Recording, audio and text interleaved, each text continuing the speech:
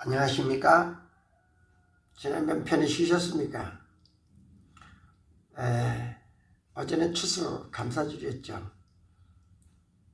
예나 지금이나 추수 때에 추수는 사람을 풍요롭게 하죠. 이 추수 감사절을 교회에서 추수 감사절을 지키는데 우리나라에도 민족의 절기가 있습니다. 설날이 있고 추석이 있고 또 국가기념일로는 광복절도 있고 그렇습니다. 그런데 하나님을 믿는 이스라엘 백성들에게도 하나님께서 이 3대 절기를 명령하셨습니다. 그 첫 절기가 유월절이죠. 유월절이란 뛰어넘는다는 의미를 가지고 있는데 하나님의 죽음의 사자가 임할 때에 인방에다가 양의 피를 발라서 표를 해놓으면 그 표를 보고 죽음의 사자가 넘어가는 것입니다. 그래서 이 뛰어넘는 유월절을 통해서 애굽의 종살이를 마치게 되죠. 그래서 이 종살이를 마치고 나온 이 이스라엘에게 하나님께서 새로운 거주지, 땅을 주십니다. 거기가 바로 가나안 땅인데 이 가나안 땅에 임해서 첫째로 말씀하시던 대로 유월절을 지키고 두 번째는 맥추 감사입니다. 그러니까 이른 봄부터 여름 하절기 중반까지의 양식, 보리나 감자나 옥수수 이런 양식을 거두면서 내 땅에서 나의 땅에서 내가 노력해서 거둔 하곡을 하나님 앞에 감사하는 것이 맥추 감사절입니다. 두 번째는 추수 감사절이라고도 하고 수장절이라고도 하죠. 가을 곡식을 거둔 것도 감사하고 그것을 또 내년 봄까지 저장할 수 있는 수장시키는 그 기쁨, 그것을 감사하는 것입니다. 출애굽기 23장 16절에 보면 맥추절을 지키라. 이는 네가 수고하여 밭에 뿌린 것의 첫 열매를 거둠이니라. 수장절을 지키라.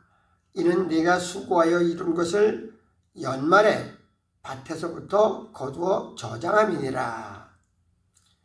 그렇기 때문에 이 이스라엘에게는 추수는 하나님의 축복의 상징입니다. 더군다나 우리 사람이 살아가는데 하나님을 믿는 믿음의 세계가 있고 믿지 않는 믿음의 세계가, 믿지 않는 세계가 있습니다. 그런데 우리 하나님을 믿는 믿음의 사람들은 이 추수 감사절이 큰 축복의 상징입니다. 그래서 이 추수에 대하여 정말로 감사하는 그런 절기를 지키게 됩니다. 가을에 추수를 끝내고 수장을 시키죠. 이 수장을 감사로 드리는 거예요. 이 감사의 내용은 뭡니까? 그냥 감사하다가 아니라 하나님의 선물에 대한 감사입니다. 이 하나님의 감사의 선물의 의미를 알고 첫 열매를 바치라고 명령을 하십니다. 하물며 추수를 할 때에도 고아나 과부, 나그네를 위하여 그 추수토의 일부를 남겨두거나 이삭을 줍지 말고 밭 모퉁이까지 다 거두지 말라고도 말씀하셨습니다.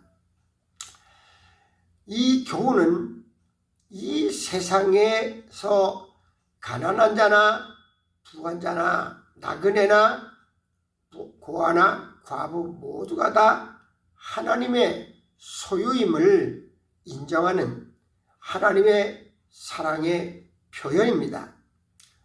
이제 이 추수의 의미는요, 추수할 때 기쁘잖아요.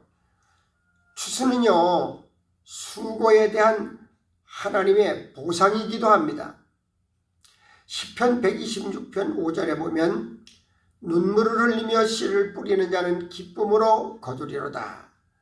울며 씨를 뿌리러 나가는 자는 반드시 기쁨으로 그 곡식단을 가지고 돌아오리로다. 추수를 하기까지는 많은 노력과 수고와 시간이 동원됩니다. 그 추수의 결과는 하나님의 주권이지만 사람의 노력도 간과할 수 없다는 것을 기억해야 됩니다. 같은 농작물이라 할지라도 주인의 수고에 따라 그 결과는 다릅니다. 따라서 추수는 종말과 하나님의 심판에도 적용이 된다는 것을 기억해야 됩니다. 추수는 기쁨입니다. 일하는 사람의 기쁨이기도 하지만 그 농장의 주인의 기쁨이기도 합니다. 잠언 25장 13절에 보면 충성된 사자는 그를 보낸 이에게 마치 추수하는 날에 얼음 냉수 같아서 능히 그 주인의 마음을 시원하게 하느니라. 우리 성도는 하나님의 일꾼입니다. 충성된 사자들입니다. 우리는 주인을 기쁘게 해드릴 의무가 있습니다. 우리의 믿음의 결과는 믿음의 주이신 주님의 마음을 기쁘게 해드리는 것입니다. 인간의 죄가 무엇인가? 주인을 알지 못하는 거예요.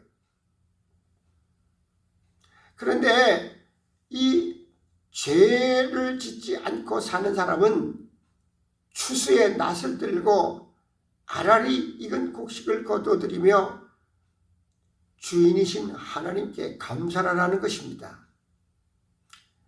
많은 사람들이 추수를 하면서도 감사의 대상이 누군지 모릅니다. 한 해의 농사의 결과를 볼 때에 감사하는 믿음입니다. 제가요, 논에 나락을 심어서 농사를 지면서 너무 신기하고 감사해서 벼이삭 알을 씨앗하려고 왔거든요. 180알에서 200알, 한 알을 심어서 30배, 60배, 100배의 축복이 문제가 아니에요. 조이삭을 하나씩 하면요, 사람이 숫자를 세알이지 못합니다. 참깨도 들깨도 세알이지를 못해요. 감사가 넘치는 일이죠. 그런데요, 이 하나님을 모르는 사람들은 그저 지가 잘해서 된 줄로 알고, 자기가 재수가 좋아서 된 줄로 알고, 예레미야 5장 24절에 보면 또 너희 마음으로 우리에게 이른 비와 늦은 비를 때를 따라 주시며 우리를 위하여 추수 기한을 정하시는 우리 하나님 여호와를 경외하자 말하지도 아니하니. 하나님의 수고와 하나님의 은혜를 생각지도 않는다는 거예요. 이거요, 불신자의 세계만 그런 것이 아니라 신자의 세계에도 이런 모습들이 나타난다는 것은 가슴이 아픈 일이죠. 예레미야 5장 25절에 보면 너희 허물이 이러한 일들을 물리쳤고 너희 죄가 너희로부터 좋은 것을 막았느니라. 더 좋은 것으로 축복해주고 싶어도 하나님의 그 은혜와 공로를 모르는 사람에게는 그 좋은 것을 막아버린다. 하나님의 은혜를 모르는 게 죄입니다. 더군다나 추수는 믿음의 삶의 결과입니다. 믿는 사람의 믿음의 추수는 대단한 것이죠. 우리가 믿음 생활하는 결과가 나타나는 것이 추수입니다.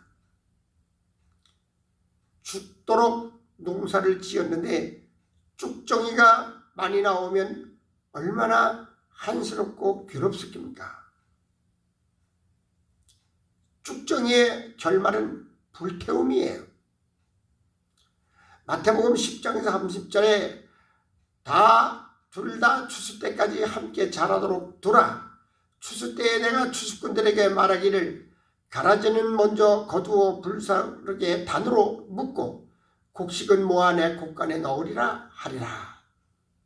알곡은 곡간으로, 쭉정이는 불에 타는 것입니다. 우리가 믿는 믿음의 결과가 판가름 나는 날이 믿음의 추수의 날이라는 것을 기억하시기 바랍니다. 우리의 믿음의 결과는 필연적입니다. 마가복음 4장 29절에 보면 열매가 익으면 곧 낫을 대나니 이는 추수 때가 이르렀습니다.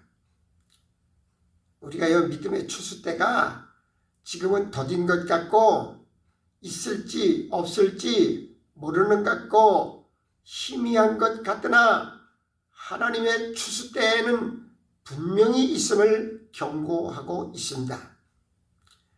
세상의 이 모든 일들을 결과가 있기 마련이잖아요.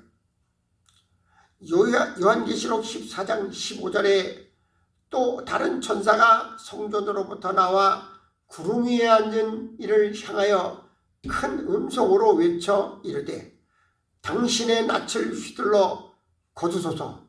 땅의 곡식이 다 익어 거둘 때가 이르렀음이니이다 하니, 우리 하나님 말씀의 마지막 요한계시록에서도 이 세상의 종말에 신앙의 추수 때가 있음을 말하고 있습니다. 우리 신앙의 결과를 낫을 댈 때가 있다고 말씀하고 있습니다. 우리 육신의 추수의 감사도 좋지만 우리 영혼의, 우리 믿음의 추수의 때도 잘 대비를 하는 것이 좋을 것입니다. 하나님의 추수의 때를 대비하는 건전하고 복 있는 믿음을 가지고 오늘도 이 세상에 좋은 열매 맺는 귀한 믿음의 삶이 되었으면 참 좋겠습니다. 감사합니다.